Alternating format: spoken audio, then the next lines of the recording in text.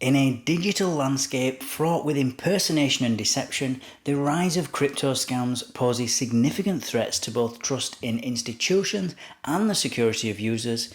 These scams, exemplified by fraudulent emails masquerading as legal professionals demanding Bitcoin payments, highlight dystopian concerns surrounding privacy invasion, financial vulnerability, and the erosion of digital trust. Today's episode is sponsored by Cake Wallet, where you can send, receive, and even exchange your crypto right from within the wallet. Cake Wallet is open source and non-custodial, so you control your own private keys. Available today on iOS, macOS, Android, and Linux. And StealthEX, a privacy-centric crypto exchange which enables you to make crypto-to-crypto exchanges anonymously. Hi everybody, and welcome again to another episode of Enter Crypto with me, Chris Kenyon. Now in today's video we've got the UK regulator alerting the public to a fraudulent lawyer email scam which is demanding Bitcoin apparently. So as always guys, let's quickly jump straight into this article, see what it's about, give it a quick read through, and then we'll comment after. So a cautionary alert has been issued by the UK's Solicitors Regulation Authority, or SRA, regarding a new email scam where fraudsters posing as lawyers demand Bitcoin payments.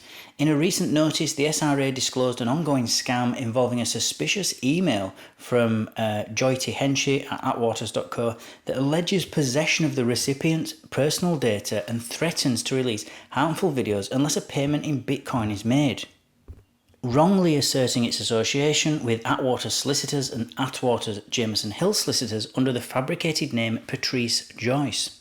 This fraudulent communication links to a potentially malware-infested Bitcoin wallet. However, the SRA clarified that no such lawyer by that name is registered or regulated by them. And according to the agency, the domain at atwaters.co mentioned in the scam is not connected to the legitimate email domains of the involved law firms, which are atwaters.co.uk and atwatersjamesonhill.co.uk. Manjot Kaur Henchy, referred to as Joyty, is indeed a registered solicitor at Atwater's Jameson Hill Solicitors, but has no involvement with the scam email. The SRA advises the public to engage in thorough verification processes if they encounter any dubious legal communications, and this includes directly contacting the law firms through verified channels and checking the SRA's official records to ensure the legitimacy of any solicitor or law firm mentioned in suspicious emails. Adding to the concern over such scams, the FBI issued a public warning in June that fraudsters masquerading as lawyers are targeting victims of crypto scams, and these imposters claim they can help recover lost funds and often falsely reference the FBI to lend credibility to their claims. Moreover, victims have sometimes approached these fraudsters through counterfeit websites, believing them to be legitimate avenues to recover their investments. As per the FBI's statement, this reiterates a growing trend of sophisticated scams that leverage the trust and desperation of victims for fraudulent gain. So this is just a new way for scammers. You know, they are so relentless, they'll find any way to separate you from your money or from your crypto, and this is just the latest and greatest way for them to try and do that. And they're always trying to use, some kind of psychological manipulation with victims to try and get you to either fall in love with them, feel guilty about their situation, that they're so poor. This particular one is a scam that's leveraging fear and intimidation by threatening to, release harmful videos. So it's basically a psychological manipulation and using this fear as a tool for extortion. So it's, this is a scam. The scammers, they do this. This is their bread and butter. They've just found a new way. I haven't actually seen this where they've used a solicitor or a lawyer as part of the tools for getting money from victims. And so this is quite new as far as I'm concerned. I mean, I haven't read about this before. But it certainly doesn't surprise me in any way because they are so relentless, in how they go about what they do. But one of the things that can help us as a community, apart from obviously educating ourselves, talking about it like I'm doing in this video, trying to make people aware of what's going on in the world, so that if they are contacted by some fake solicitor, to just obviously ignore it. But a friend actually was asking me before I posted this video, why are there always so many scams in crypto? Why does there seem to be more scams than, your traditional world? Because, there are obviously scams in the real world as well, but why in crypto is there's always reports of scams? And it's true, there's loads. But I think the main reason is because one of our weaknesses, one of our security vulnerabilities, shall we say, from a scammer's point of view, is that if you can get somebody in crypto to fall victim to your, phishing attack or scam, then that if you can get that money off them, then the transaction is irreversible. So once those funds have been sent to the scammer's wallet by however they've managed to get it from you, it cannot be recovered. There's nothing you can do after that point. You know it, and they know it. And so, obviously this leads to significant financial losses for you and permanent financial losses. If it's irreversible, it's irreversible. And you don't know where they are. And crypto's global, so they could be in, Cambodia or Vietnam or South America. They could be anywhere, North Korea. You just don't know. So scams are attractive in crypto for that reason. That's why we see more in crypto, I think, anyway. And we should never be surprised by these new ways of scamming, in this case using a solicitor, because scams are always going to be more sophisticated. They're always going to be, reinventing themselves.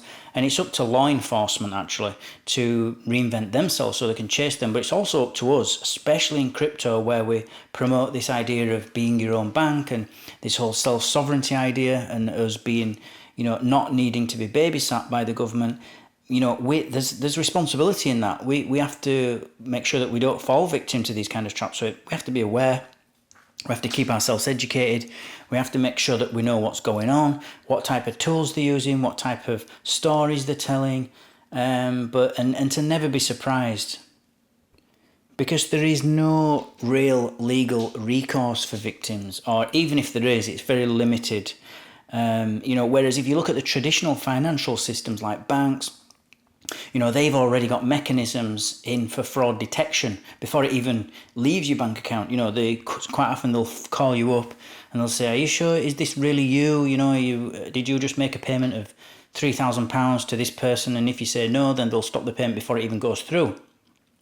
So they've got measures in place to stop it happening before it even leaves the bank. Never mind. Now, if it does leave the bank, they can still recall it. They can still recall that money back in some cases. And also because all this money is traceable, they can then get law enforcement involved, and the police can look at the other side and see who's drawing the money from the other account. So it's much easier for them to actually chase down somebody. So this is not attractive for scammers, really. Crypto is, very attractive in that way. But don't let it put you off. If you're new to crypto, don't let these types of things put you off. They really, they have to be very sophisticated, and you just have to be, just even slightly on point. You don't have to be, you don't have to know all the ins and outs of what they're doing. You just need to be slightly suspicious and be a little bit sensible. If people are contacting you out of the blue that you don't know, and they're claiming to be somebody that they're not, or they're claiming to be, if anyone contacts you on the internet and you don't know who they are, straight away you're going to be suspicious. If they start talking about any kind of money, transferring money, how much money you've got, do you want to start trading? That's a common one. I've been an amazing trader, do you want to copy me? Send me some money and I'll do the same with your money, what I've just done with my money.